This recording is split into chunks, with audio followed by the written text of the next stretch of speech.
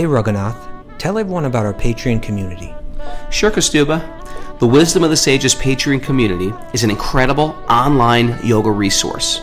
If you like the type of yoga wisdom and culture we share on the show, then our Patreon community is a great next step. This is a listener-supported podcast, and any level of sponsorship will unlock a wide range of live and archived classes, talks, and even workshops. Raghunath teaches, I teach, and we have a host of other excellent teachers on topics ranging from yoga philosophy, asana classes, storytelling, Ayurveda, kirtan, cooking, meditation, and a lot more. We even have an incredible online Bhakti 12-step recovery group. So if you want to check it out, go to patreon.com/wisdom of the sages. All right, let's get it on. Om Namo Bhagavate Vasudevaya. Om Namo Bhagavate Vasudevaya. Om Namo Bhagavate Vasudevaya.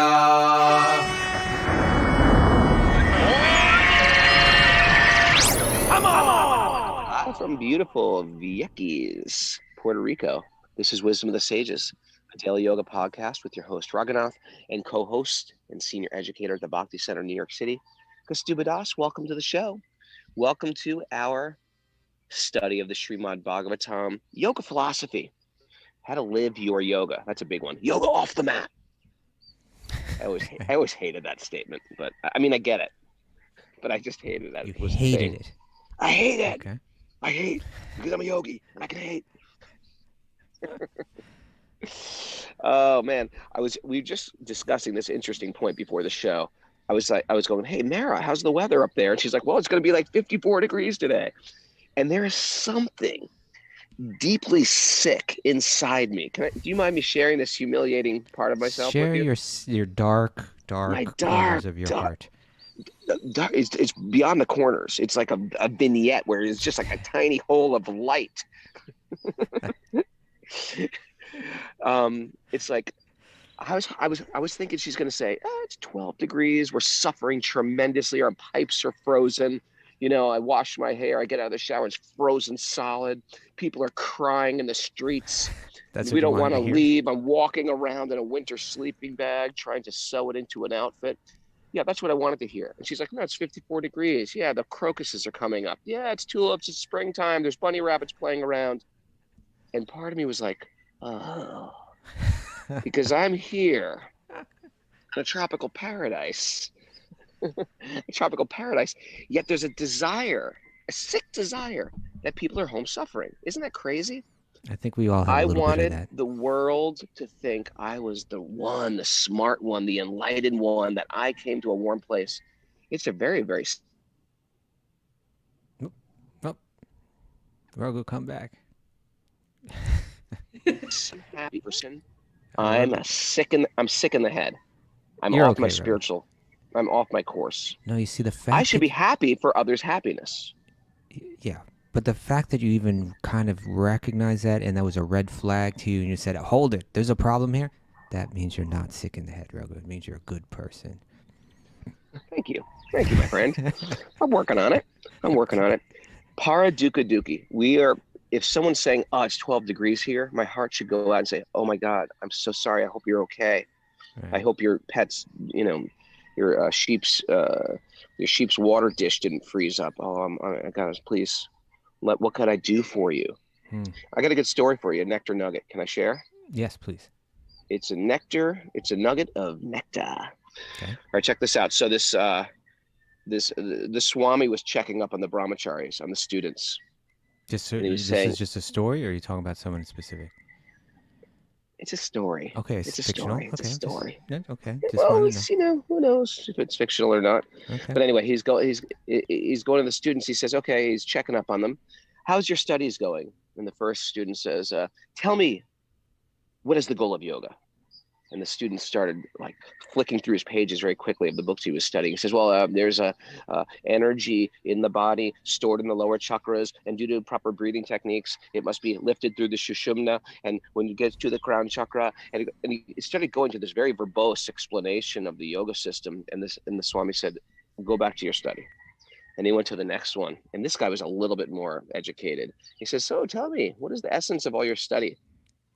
And he said, well, now that I'm studying Sanskrit, I can understand more precisely what the masters are trying to say. I was missing out before. And also, when you speak the Sanskrit, it's intonations and inflections which make all the difference in the yoga system to chant these mantras correctly. For example, and he started giving these examples of chanting mantras correctly and wrong. And the Swami said, go back to your study. You're doing very good. Went to the next students, and he said, what is the essence of everything you're studying? He says, no books. Just look at me and tell me. And the student said, love God, love yourself, and love everyone else. And then he went, yes, you have learned it all. This brings me to a good point of this movie. Do you remember in the early 2000s, anybody remember this movie? It was called Enlighten Up. It was when yoga started really blowing up in America, and like early 2000s, when everyone was doing yoga. It was like the beginning, the blossoming of the crocus, and everyone started. And so Crocus is today, the word for today. That's the word of the day. Okay. Mara's got a wreath of crocuses in her hair. And there was a guy, and he's like, okay, I'm trying to get to the bottom of this yoga thing, and it seems so enigmatic and mysterious. So I'm going to go, and I'm going to find a guru. So he went through a yoga journal, finding who's the leaders of the yoga societies, and he went to like these old American pioneers of yoga and went to their gurus. Iyengar was in it, Bobby Joyce was in it, and David Swenson was in it, and I can't remember. You saw this movie, right? I did see it, yeah. Yeah, first he went to Hawaii, he went to California, then he went to India. Yeah. And he went to India finally. And he's just trying to, and I tell you, the interesting thing, it starts off from right out of the gates. He asked this question, I think even before the credits were going. He said, how old is yoga? And they're asking all these like very senior American yoga teachers. And they're going, they were like, I don't know, like 500 years, 1,000 years, or 5,000 years. No one had like a good answer. No one had a solid answer. And when people were giving answers, they were very verbose, very long-winded. And I was thinking about something. I was like, when you study yoga in parampara, meaning from authoritative sources trickling down for centuries, you should be able to explain something in a nutshell. Just like, they say in Hollywood, you need an elevator pitch. Like, what are you about in a nutshell? In case you meet the big producer, you got to tell, this is Raghunath, and I'm a blah, blah, blah, and I'm into this, and my forte is this. Goodbye. You got to be able to explain it. You got to be able to explain yoga in a nutshell. Elevator pitch, yeah. The elevator pitch of what the yoga system is about. And I feel like in Bhakti, you can do that in a very concise way. Because you learn, and the Bhagavatam. Yes, the Bhagavatam. Come back to us, Raghu. Self, the book of Winell, and where are we coming from? You broke up on us. You said the Bhagavatam? The Bhagavatam? I broke up at the most important thing. The Bhagavatam is teaching. Who are we? Who is everyone else? And where are we coming from? What do you think about that? Thank you for sharing that, Raghunath. Yeah, I think it was, sometimes I think it's attributed to Lincoln or something like that, who wrote someone a letter, and it was like a long letter, and at the end of the letter they said, I apologize for writing such a long letter. I didn't have time to write a short one. Right? Meaning that the more that you can understand something, the more concisely you can present it clearly. Right? Sure. Yeah. And this is go on. Well, I was going to say, so our understanding of yoga, it should be coming to the point where it should simplify in our mind. It should be simplified in our mind. Exactly. And anyway, so we have a lot of people coming over that are new to the program lately, because we just did that big interview on Rich Roll, and I get so many messages every day. My Instagram thing is like ding, ding, ding, ding, ding, ding, ding, ding, like lines of blue checks of followers. So I just want to share the idea of the yoga system. And a lot of us were turned maybe off the spiritual paths, but sometimes, especially Rich Roll, because he's got a big following, or people into a recovery, and they sort of like, people into recovery often have, they're pushed towards a spiritual reconciliation with their addiction. And what is the concept within the yoga system of a higher power? And just to summarize that, God is everywhere. God is an energy. God is a force. God is a light. And God is personal. When we say personal, we don't mean personal like me. I got lots of issues. We don't mean personal like your ex-husband. He had lots of issues.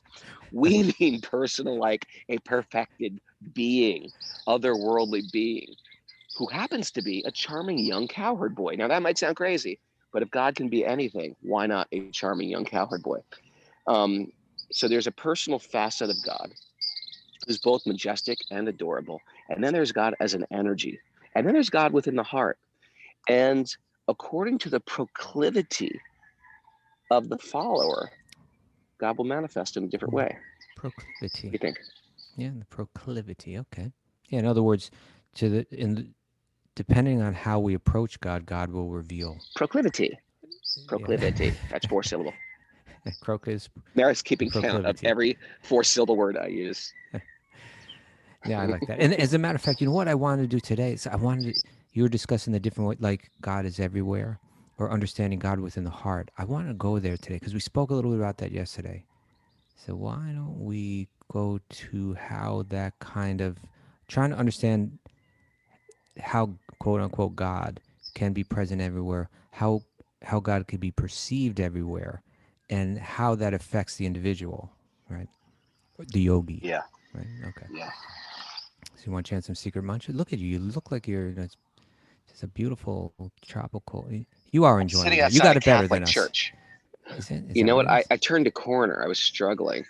You know, you try to enjoy the material world. Here's the deal about the material world. It's enjoyable, and then you get bored.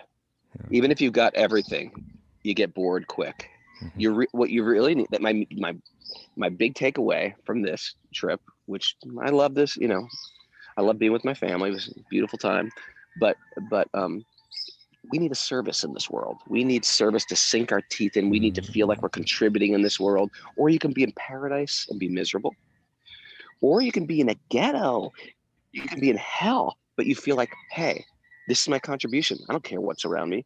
That's another beautiful part of Bhakti, is you can be anywhere at any time and practice Bhakti and feel completely filled. Like the key fits in the keyhole, man. You know what I'm saying? Gotcha. It finally fits in. Ever try to jam a key that doesn't fit in the keyhole? And you're like, I do it every this day is almost. the wrong key. Imagine yourself. That's New York City. Which key is it? I got to get those color-coded key handles. And you got like a million keys on a thing, and you're trying to jam each key in. This is what we're trying to do. We're trying to enjoy desperately the material world, but we're spiritual beings. So we make all these crazy arrangements to enjoy. But the real enjoyment comes from our contribution in this world. And then you can do it anywhere. Mother Teresa's doing it in the ghettos of Calcutta. You know, this is Bhakti Yoga. This is actually full.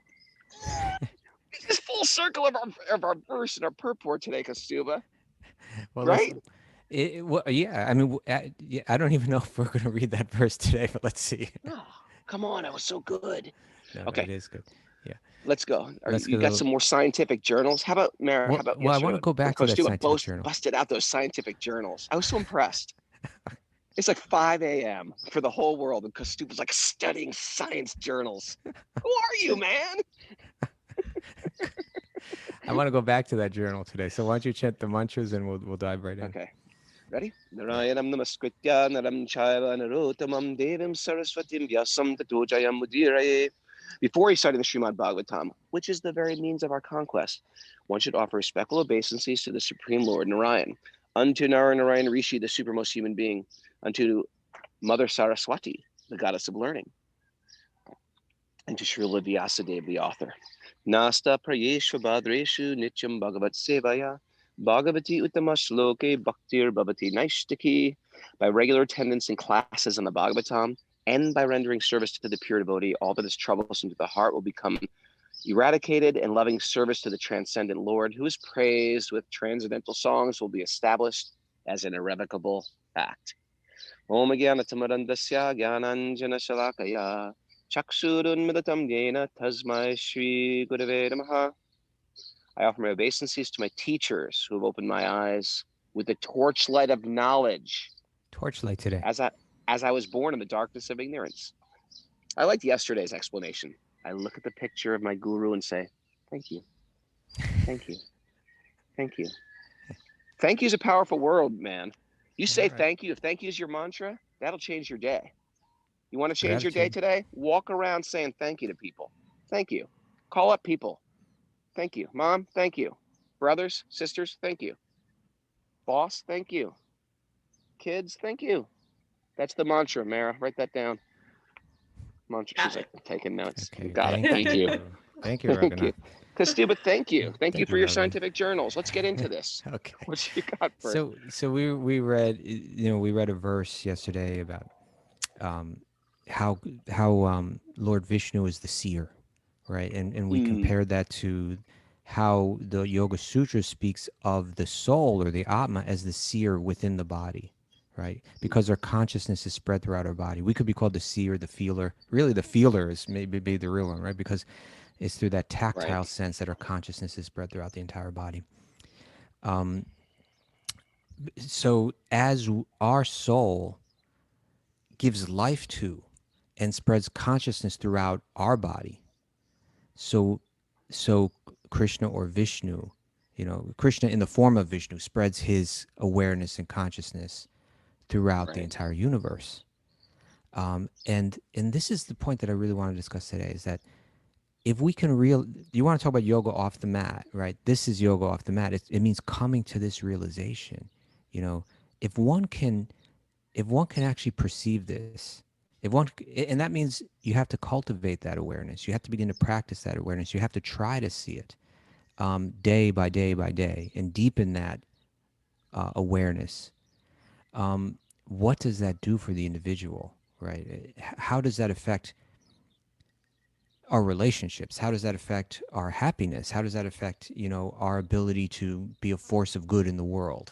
It has so much to do with that perception. So I want to read. It was an article again. His name was let me find this. I think serious. You're serious. You got an article. No, this is the same as yesterday. Okay. I thought you had a whole nother scientific article. So his name is Steve Taylor. I think I said Steve Tyler, but I think Steve Tyler is a singer for Aerosmith. I think that's the singer of Aerosmith. I don't think he wrote the article. I don't think so. So he was writing about how a modern trend, a relatively modern trend within science, is to turn the tables on what was taught a lot in the previous century, was that consciousness develops out of a combination of matter, right? The right combination of material ingredients produces consciousness. And he was saying, decades and decades, of research haven't shed any light on that. And there are reasons, and the theory being that consciousness is generated in the brain. He said there are different clear observations that we can make that seem to disprove that, or at least suggest that that's not true. And one of the things that he listed is what he calls awakening experiences. He talked about the placebo effect. He talked about altruism. He talked about a relationship between the brain and consciousness. But I wanted to speak about this awakening experiences that he talks about. And here's what he wrote in that article. He wrote, one of my main areas of interest as a psychologist is in what I call awakening experiences. Now listen carefully to this awakening experience, how he describes it. And this is similar to what, in the tradition of Vedanta would be called like Brahman realization, but you'll find descriptions of like this amongst, Buddhists, certainly. you'll find descriptions of this, clearly spoken about, like say by Native Americans. I remember, months and months ago, we read from, I think it was Black Elk, who talked about his understanding, his clear understanding of the presence of God everywhere. I think they call it the Great Spirit, the Native Americans, or at least some tribes. So hear out this experience. He says, when human awareness intensifies and expands, and we experience a sense of oneness with other human beings, with nature, or the whole world, or with the world as a whole. Okay? I feel a oneness with other living beings. I feel a oneness with all species, with all of nature, with the entire world, the entire universe. I'm Right. feeling a oneness with it, He says, I see awakening experiences as encounters with fundamental consciousness, right? That there's something called consciousness that is beyond matter. I see awakening experiences as encounters with fundamental consciousness in which we sense its presence in everything around us, including our own selves. We experience a sense of oneness because oneness is the fundamental reality of things. And so this idea is not a new idea. This is an idea that goes back to Bhagavad Gita, goes back to Srimad Bhagavatam, goes back to the Upanishads, right? That idea that there's an energy that's pervading everything. And you can read about that in different ways as the Brahman, the all-pervasive aspect of the Supreme or of God, and also as the Paramatma, that within the material realm, there's a plenary expansion, an expansion of God, of the personal form of God. That, and when we say plenary, it means coming with full power, right? Coming with all of its opulence and ability and so on, that is present within the universe, present within the body of every living being, present even within every atom, that's tying everything together.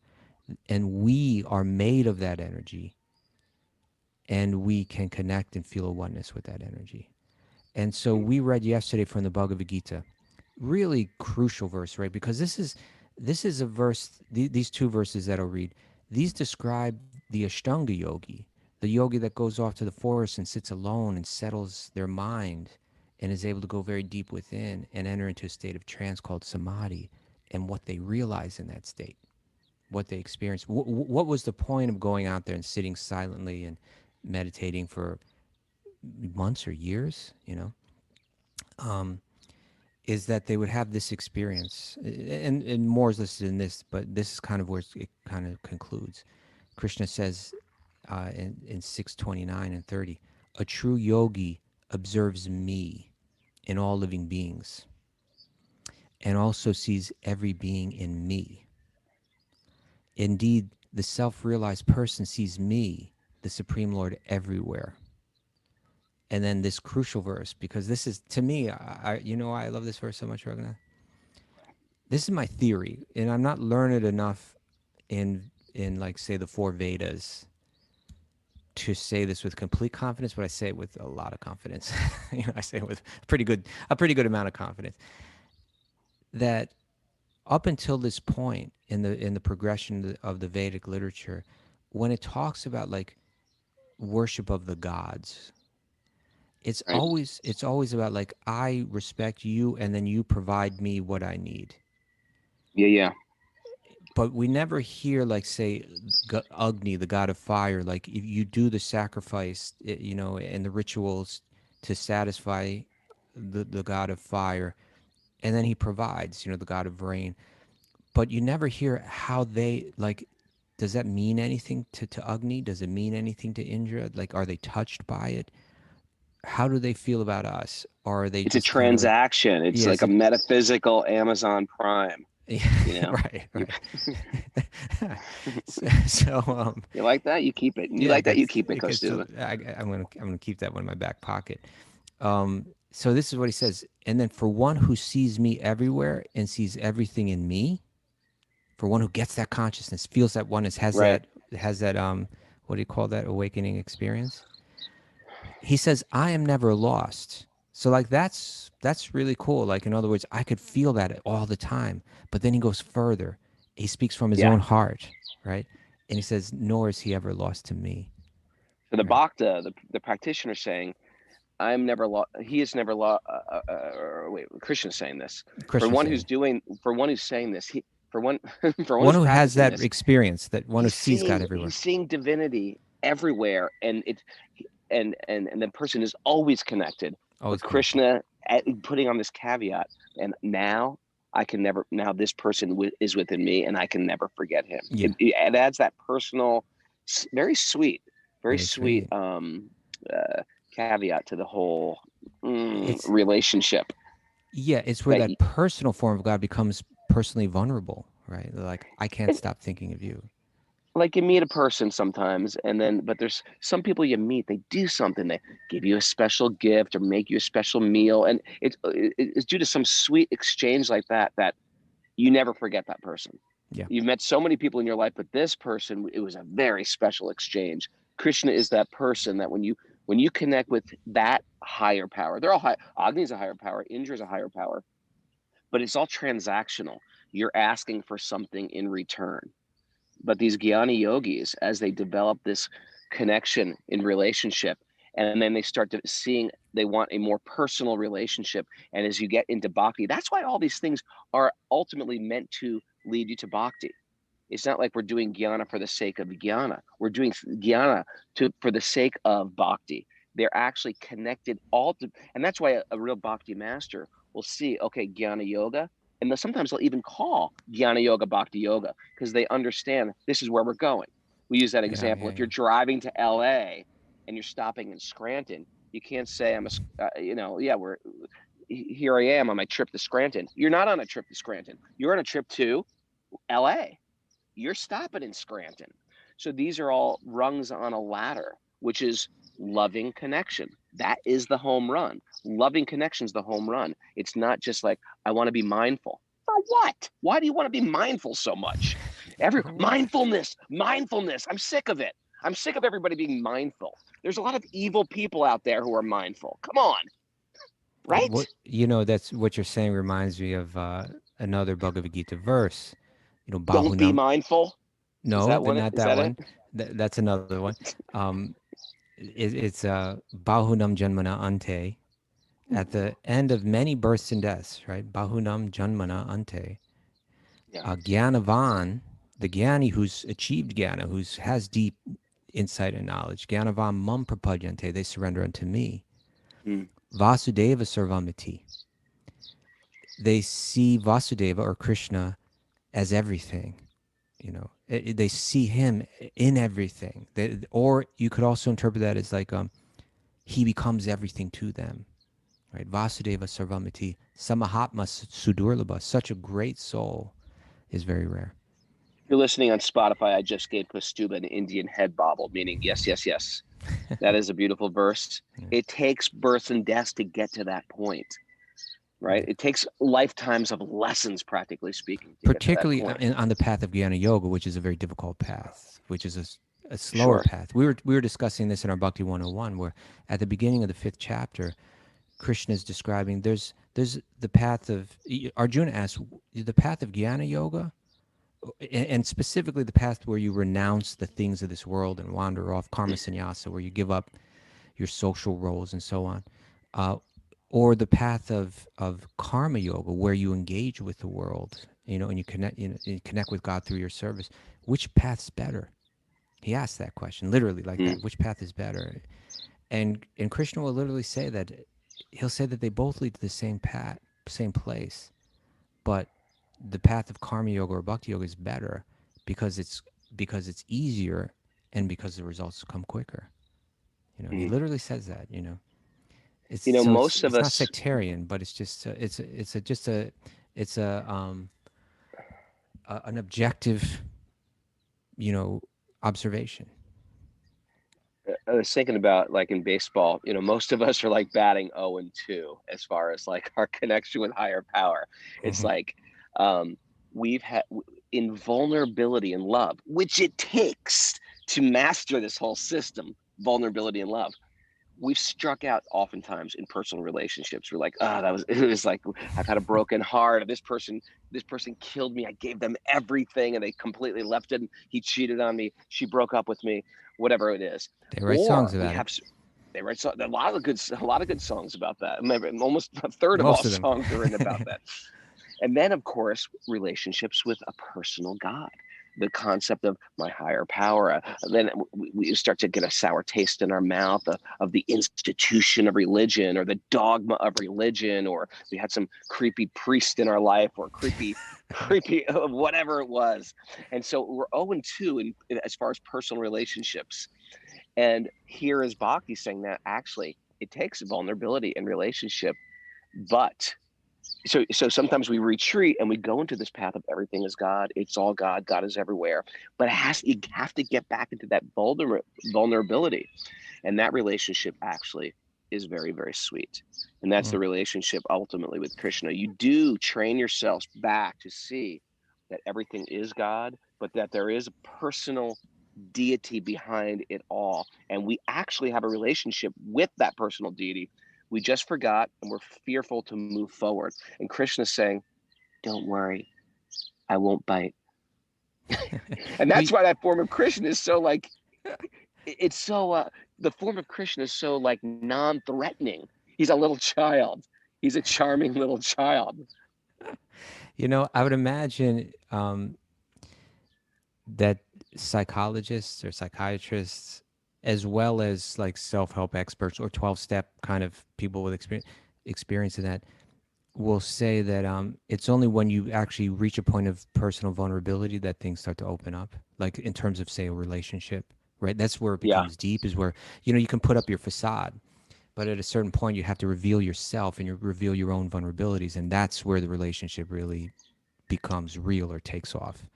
And sure. similarly, like in recovery, I don't have a problem. No, first you have to face your problem. You have to stand up in front of people. You got to be able to share how vulnerable you are personally, and that's where the healing starts. So Sure. similarly, like in this existential, relationship, this existential kind of realm that we're dealing with, one has to recognize their own vulnerabilities, and we're putting up that facade, Yeah, and that that nobody's better than me. I'm not going to bow down to anyone. I am God.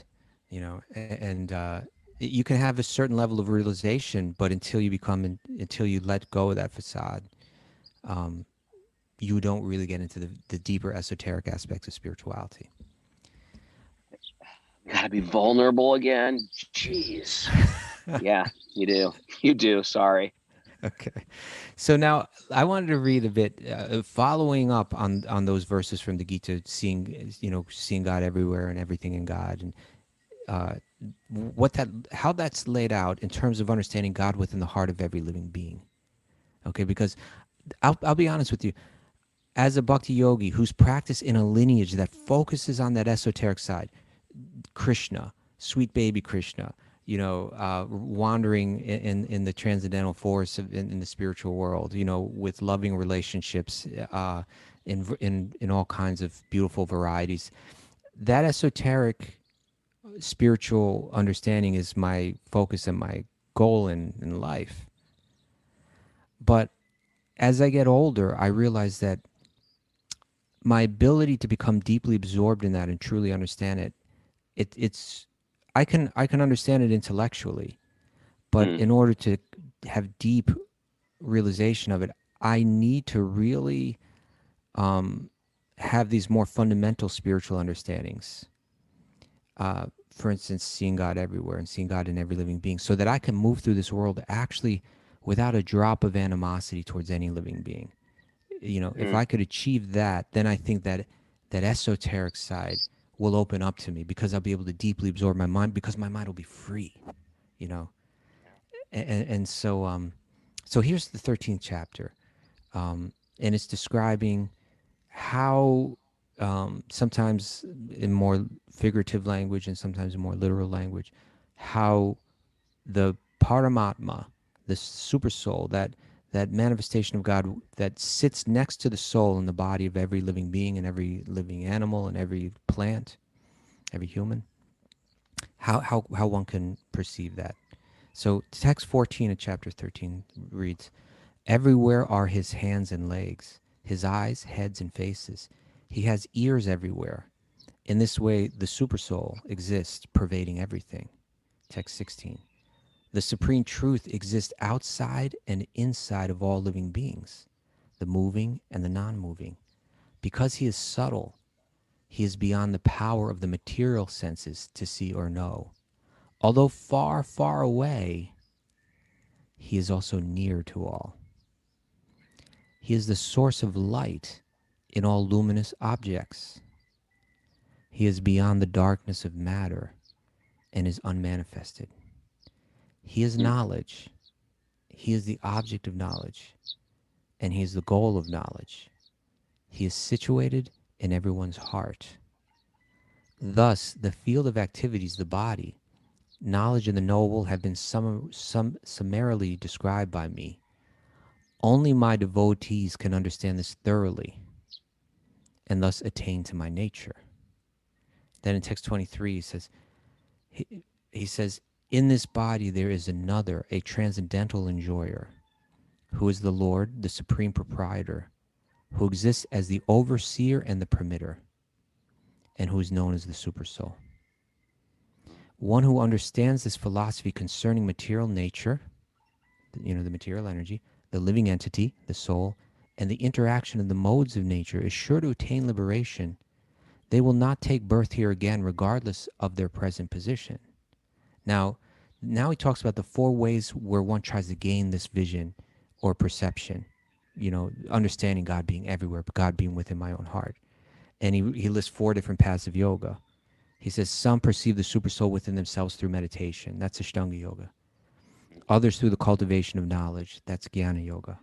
And still others through working without fruit of desires. That's Karma Yoga. And now he talks about Bhakti-yoga.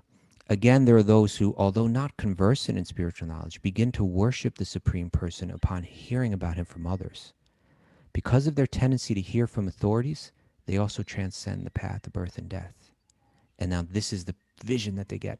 He says, one who sees the Supersoul accompanying the individual soul in all bodies, and who understands that neither the soul nor the Supersoul within the destructible body is ever destroyed, actually sees. One who, and this one is one of my favorite verses. I think it's so important for the yogi. Really think about this verse. One who sees the Supersoul equally present everywhere. In other words, when I'm talking to you, Raghunath, I'm seeing God sitting in your heart, God sitting in my heart all the time. When I'm talking to Mara, I wish I was, but this is where I want to get right. When I'm speaking to Mara, yeah. When I see an animal, when I see an enemy or a friend, a person that's hostile to me, a person that's friendly to me, I'm never out of touch with the idea that God's in my heart right now, God's in their heart right now, God's in every atom right now, God's witnessing everything right now, So one who sees the Supersoul equally present everywhere, in every living being, does not degrade themselves by their mind. Thus, they approach the transcendental destination. And Prabhupada wrote just a short commentary on that verse. I want to read the whole commentary because it's so good. He says, the living entity, by accepting their material existence, has become situated differently than in their spiritual existence, right? Because we've chose to take on a material body and enter the material world. We're situated differently than our natural situation. He says, but if one understands that the Supreme is situated in his Paramatma manifestation everywhere, that is, if one can see the presence of the Supreme Personality of Godhead in every living thing, they do not degrade themselves by a destructive mentality, and they therefore gradually advance to the spiritual world. The mind is generally... I love that word, or that phrase, destructive mentality. Right. There's a mentality that's destructive. There's thoughts that are destructive. It's like there is, yeah. Go ahead. Yeah, go ahead. I just like that there is movement towards liberation, towards strength, towards happiness, towards it's just not all whatever it is. There's ways we can move at every step of the way. They're going to bring us higher, make us feel more connected, make us more joyful, make us feel more grounded, make us feel more at peace. And there's thoughts and things and activities and people and other things to consume that drag us down, Right. that hold us down to the earth. So yeah, destructive. What was it again? Destructive thought. Destructive mentality. I'll read it Destructive again. mentality. Yeah. So it's saying that we've managed to situate ourselves in this material realm, and we tend to be out of touch with our spiritual nature. But if we can hone in on this understanding that God is within every living being, then it says we do not degrade ourselves by a destructive mentality, and therefore gradually advance to the spiritual world. And so, like you're saying, destructive. Like I think in the context that you just expressed, it's destructive towards our own happiness, towards our own well-being, towards our own wholeness. Right. But also destructive, externally. Like, in other words, again, in terms of all the social issues that plague us, right? Misogyny, right? What is misogyny born of? Or racism? What is it born of? Or all different types of hatred. You know, they arise out of the desire and the fears in us that we won't get what we need to satisfy us. You know, it's a deep type of ignorance, and so if one could actually feel the presence of God, sense it, meditate on it, and eventually deeply feel it, we would move through this world without a drop of animosity towards any living being. Going back to that science article, experiencing a sense of oneness with every living being, tied together by the Paramatma, tied together by the Supersoul. And therefore, there's no question of misogyny. There's no question of racism. There's no question of all types of hatred. One hates no living being in that state of consciousness. So the last sentence of that commentary, Prabhupada writes, the mind is generally addicted to sense-gratifying processes, right? I need to satisfy my senses. And therefore, there's conflict because we're competing over the same resources. He says, but when the mind turns to the Supersoul, turns to the Paramatma, one becomes advanced in spiritual understanding. So the 13th chapter goes on in text 30. It says, one who can see that all activities are performed by the body, which is created of material nature, and sees that the self does nothing. I'm just riding in this body, actually sees. When a sensible person ceases to see different identities due to different material bodies, right there, right?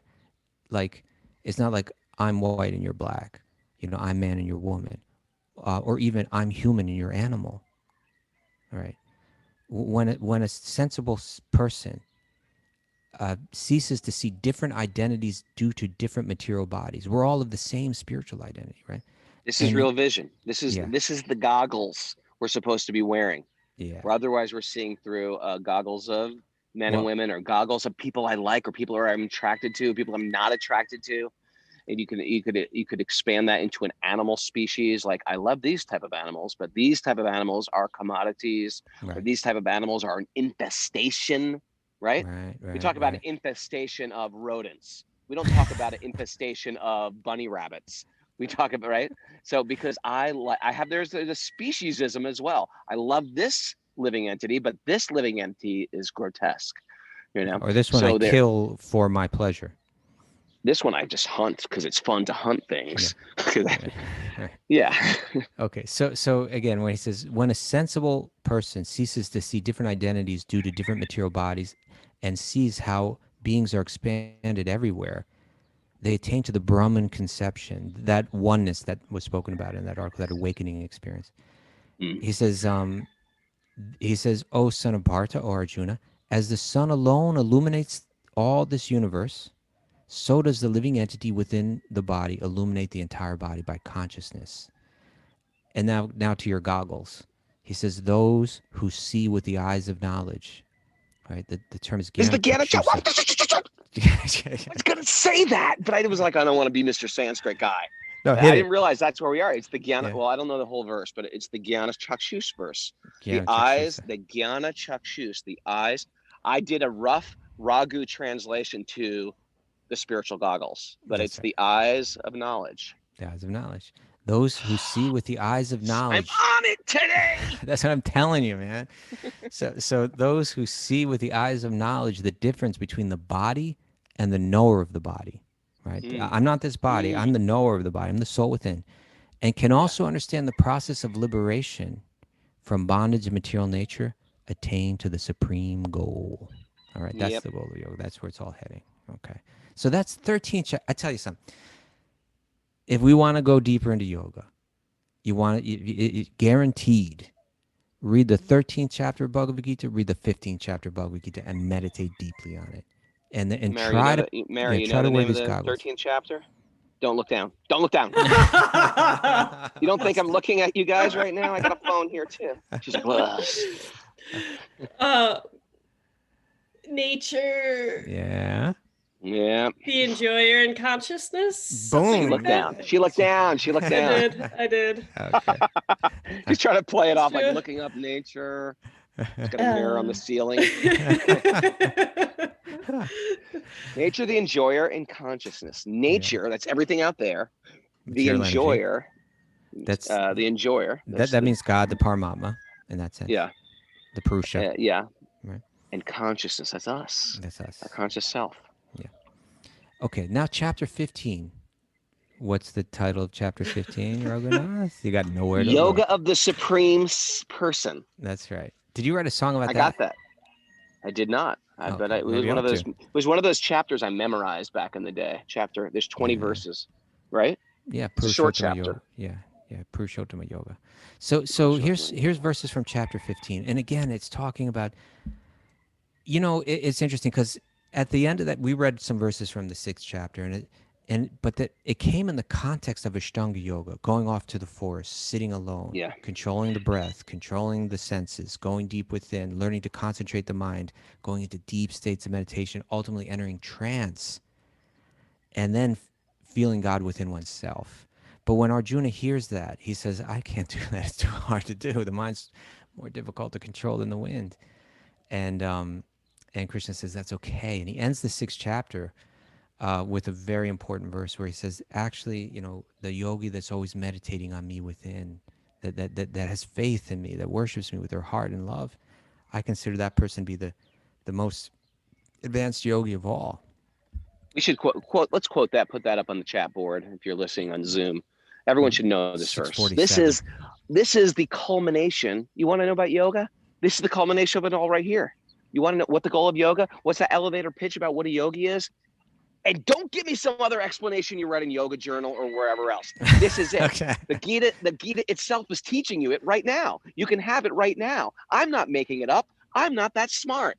The Gita is going to tell you what the goal is right now. Here's the yoga elevator pitch. Kaustubha, take it away. Yoginam api sarvesham madgaten antar atmana shradhavan bhajate yomam same yuktatamo mantaha. And of all the yogis, the one with great faith, who always abides in me, thinks of me within themself, and renders transcendental loving service to me. They are the most intimately united with me in yoga and are the highest of all. That is my opinion. We can stop right there. Good night, everybody. Have a great Mic day. drop. It's over. That was it. Mic drop. The whole thing is over. We can just end our whole podcast now. Well, That's but it. I tell you, Krishna winds it up right here. But that's how he winds up the first 6 chapters of the Bhagavad Gita, which are about karma yoga, convincing Arjuna that you're not going to make it as the Ashtanga yogi out in the forest, or as the Jnana yogi that renounces all the things of this world. You've got a different type of yoga that you're going to have to practice.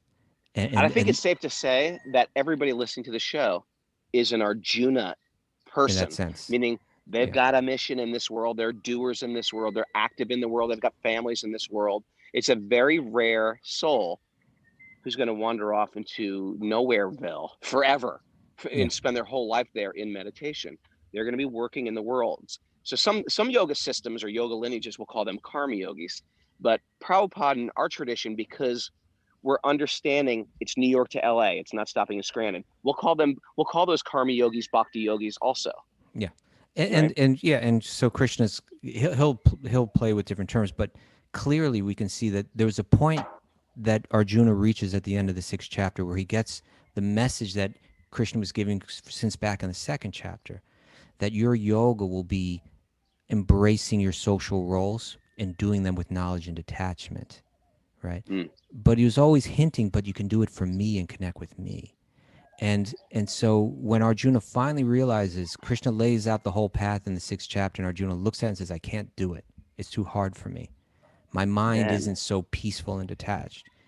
So then now we're going into the crossing the threshold. now we're crossing the Now we're threshold. opening the gates and walking in Yeah. to chapter 7. And So- chapter 7 is the threshold into Bhakti Yoga. Right. So in that last verse that we read in 67, where it says, one who's thinking of me always within the self. Well, how can I do that? Well, it's in the 7th chapter that Krishna will say, see me everywhere, right? See me in the taste of water, see me in the light of the sun, see me in the moon, see me. You did write a song about that, right? Yeah, well, I did. Yeah, we did. I did a summary. I should post it on the board. Mm-hmm. Is Parmananda watching today? Maybe you can copy and paste those lyrics of knowledge of the absolute. I took the entire chapter, memorized it in Sanskrit and English, and condensed it into a song. There you go. It was one of my. It wasn't our best song, but it was like my poetical. Poetical, is that a word? Poetic. Poetical. At least it's got 4 syllables. Poetic. It was my poetic work of art, making the 7th chapter into a song. Beautiful. So then, there again in the 10th chapter, and then like here in the 15th chapter, similar idea. How can Krishna's saying, meditate on this, think about it, try to understand it, try to see it, try to see through these eyes, try to see me everywhere. It'll make you the real yogi. It'll make you that happy, self-realized person that can move through this world without any animosity towards any living being and become a total force for good in this world, as well as achieve the highest spiritual destination. So we get more of that here in the 15th chapter, right? Where Krishna and said, guess how you get it. Guess how you get the jewel. Guess how you drink the nectar. Guess how you do it. Krishna says it. I tell you, it's amazing. It's like as soon as you open the gates, the first words out of Krishna's mouth is the magical incantation. which one? Just What? hear from me. Oh, just hear from me. In the 7th chapter. Yeah. Just hear from me. Krishna, Right. Krishna's just saying, all you got to do Touch Trinu. is sit down, shut up, and just hear from me. Yeah. And that's what Krishna does. And that's what we're doing. That's what we're doing right now. I'm walking around the streets of Vieques at 5 a.m., whatever, and you guys some people are sitting down, some people are doing their jogging exercises or their Peloton bike, and whatever it is, we're just hearing. And what are you hearing? You're in one sense you're hearing from me, Kaustubha, but really we're just like passing a baton, isn't it? We're just passing a baton. We're hearing from Krishna, hearing Gita. And that's what we're doing. All right. Welcome to Bhakti Yoga. Okay. So let's do that a little with the 15th chapter. I'm going to read text 12 to the end. Okay. You want to explain, Kaustubha, why Bhakti Yoga is in the center? And now Jnana Yoga is at the last 6 chapters? Well, the way commentators speak on that, they give different examples, but they say often the most precious thing you protect it on both sides, right? They'll give example of like even in parades, you kind of like have a certain force out front and a certain force following behind, but that most essential part is like in the center. And so the Gita, really its ultimate message is found in the middle. It gets summarized again at the very end of the 18th chapter. So you get verses at the very end of the 18th chapter, and you get verses in those middle 6 chapters that explain the deepest essence of the Gita. Snuggled up right there, right in the middle. Yeah. That's where we keep the jewel. Okay. Now this is chapter 15 about understanding the Paramatma. To deeply get there, we need to be able to move through this world with that jnana, with understanding that I'm made of spirit. This material world has a tendency to bewilder me. It's moving, it's shifting, it's illusory. But I also have, actually I got it on my shirt today, right? I got the Paramatma sitting right next to me, right? Let me see. Oh, the 2 birds shirt, shirt yes. You don't like that you call a hand grenade shirt. I like the idea. It's just those 2 birds look like hand grenades, and it brings me back. Ever said this, except you and your wife. You know why? Because I'm honest. Because I'm honest. No. Because you got some hand grenade fixation going back deep in your I do. Yeah. The hand grenade of knowledge, Jessica says. When 2 hand grenades fall in love. Okay. So here we go. Ready? Chapter 15. Text 12 to the end of the chapter. The splendor of the sun, which dissipates the darkness of this whole world, comes from me. The splendor of the moon and the splendor of fire are also from me. I enter into each planet, and by my energy, they stay in orbit. I become the moon, and thereby supply the juice of life to all vegetables. Let's I not get am. into that secret thing there. It's actually scientific. People recognize the moon. Oh, It's, really? oh yeah. Is it Oh yeah. scientific? Isn't it interesting how all these things are like, what in the 70s? Like, what? And now they're like, yeah, the moon gives life to all vegetables, The juice of life. Yeah. the juice of life. Then text 14. I'm the fire of digestion in the bodies of all living entities, and I join with the air of life, outgoing and incoming, to digest the 4 kinds of foodstuffs. Boom. There we are again. The 4 types of foods: licked, drunk, Chewed. sucked, and chewed. Yeah. Mara, can you fact check the moon gives actual nourishment to the vegetables? Okay, I'll look Is that that up. where have you read that up, Kaustubha? You've Scientific heard the journals, science? Raghunath. Scientific journals. You're thumbing through them at 3 a.m. I've heard. There it is. Okay. Text 15. I'm seated in everyone's heart, This and was the from me verse. come remembrance, knowledge, and forgetfulness. By all the Vedas, I am to be known. Indeed, I'm the compiler of Vedanta, and I'm the knower of the Vedas. There. This is the treasure chest verse. Oh yeah, It's got one jewel, precious jewel after another. it does. Start. Why don't you just dissect this thing like a biologist, Okay, man? we don't have all that much time. We got 1 minute left, but we Oh. can if you want to. Every word of that verse is I like I'm laden seated in with everyone's truth, heart. heavy truth. It's saying that we have the ability. We are a spark of spiritual energy within a body, and then we have this internal monitor, this other person sitting right there, that according to our desires and our choices, will either expand or contract our understanding, even our own ability to remember or forget something, right? So, like, if I want to say I want to enjoy this world separately from God, and I want to pretend I am God for a while, then he'll say, Mm, okay, if that's what you want, you can have that.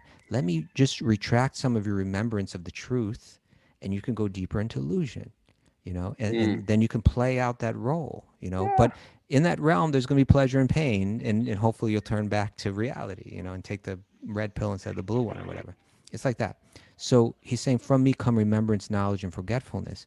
You desire, and Paramatma will facilitate that through remembrance, knowledge, or forgetfulness. Mm. And then by all the Vedas, I am to be known. All of that literature, the manual to understand how to move through this world. Ultimately, there's parts of it that can lead you to Scranton, or it can lead you to St. Louis, or it can lead you to, Denver. But ultimately, it's meant to lead you to the final point.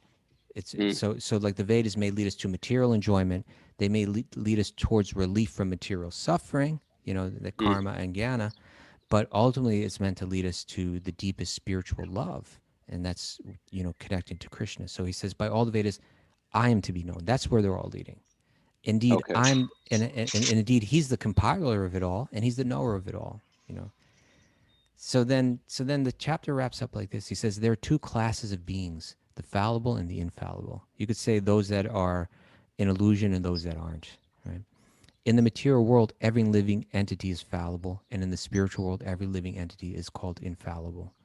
Besides these 2, there's the greatest living personality, the Supreme Soul, the imperishable Lord himself, who has entered the 3 worlds and is maintaining them. Because I am transcendental, beyond the fallible and the infallible, and because I'm the greatest, I'm celebrated in the world and in the Vedas as the Supreme Person, the Purushottama. Mm. Whoever knows me as the Supreme Personality of Godhead without doubting is the knower of everything. He therefore engages himself in full devotional service to me, O Arjuna. This is the most confidential part of the Vedic scriptures. Top Right? secret. Yeah, because because this is where he becomes vulnerable too, right? Because if you really know him and love him, he becomes vulnerable to your love. It's secret. It's not for those people that still want to enjoy separately, that still want to play God, right? He says, "O sinless one, and it is disclosed now by me. Whoever understands this will become wise, and their endeavors will know perfection." Oh man, that's right. I should have queued up, right? That's Boom. powerful. That was it. You know, you missed this. Yeah, Gotta you do missed the it. boom. But I will say that's an empower. Imagine Krishna saying, "This is the most like it's like Krishna telling you a secret. This is the most Yeah. confidential part. Listen up, listen closely. This is it right here. You got it." Thanks everyone for joining us. Wisdom of the Sages, the Srimad Bhagavatam. Let's do it every day. Let's do this every day. Come on. What do you can do it while you work, while you're eating breakfast, while you're driving to work. You can do it while you're working out. Listen to the Srimad Bhagavatam, hear transcendental knowledge, hear yoga philosophy on a regular basis. It rubs off, it sticks with you, it stays with you. Thanks everybody for joining us. Thanks for everybody joining us on Zoom. And I got news for you. If you're listening on Apple Podcasts, you can join us on Zoom too. All you got to do is email Mara at wisdomofthesages108@gmail.com. She will send you the magical codes to enter into our private secret society. Yes, we do have a secret society on here. And if you want to support our secret society, you can go to patreon.com/wisdomofthesages/Knights of Templar. And you can give a no, just Wisdom of the Sages. Okay. And you can give us a monthly donation. Anything you want to give is really appreciated. It helps us keep this going. And I really want to thank everybody for being part of this, listening on a regular basis. I mostly want to thank you for, there's a million reasons. I have a million good reasons why I can't study the Srimad Bhagavatam. And due to the accountability of this very fired up group we have that listen on a regular basis, I got to do it. I have to do it. So thank you guys, everybody, for keeping me accountable to studying and drinking up the sweet nectar of the Srimad Bhagavatam. Let's all sing and dance now. What do you say?